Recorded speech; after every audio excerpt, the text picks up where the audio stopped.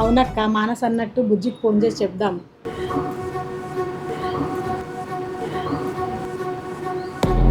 అక్క అక్క ఆ, ఏం ఆలోచిస్తున్నావు? ఏం లేదు మానస, అనసూయ, మీ ఇద్దరికి ఒక ముచ్చట చెప్తా. అది మీ మనసులోనే పెట్టుకోవాలా, మూడో మనిషికి తెలియవద్దు. సరేనా? సరే అత్తమ్మ.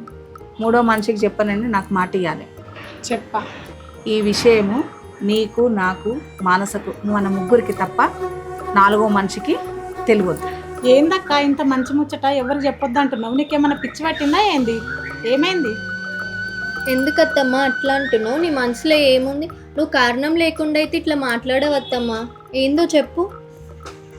ఏం లేదే అనసూయ, ఈ ముచ్చట ఇప్పుడు చెప్పే కన్నా ఒక 3 నెలలు పడ్డాక అప్పుడు తర్వాత అందరికీ చెప్పుకుంటే బాగుంటుంది. అందు గురించే ఎవరితోని చెప్పొద్దు అని అంటున్నా.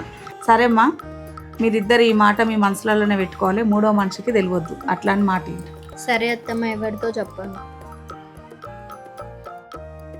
సరేనక్క, నువ్వు అన్నట్టు నిజమే. 3 నెలల వరకు ఎవరికి చెప్పొద్దు. నీకు చెప్పమని మాటిస్తున్నాక్క. సరే అక్క, నేను పోయొస్తా. సరేనే, మంచిది. మానస, జర జాగ్రత్త, బరువులు లేపకు, ఆరోగ్యం మంచిగా చూసుకో. సరే అత్తమ్మ.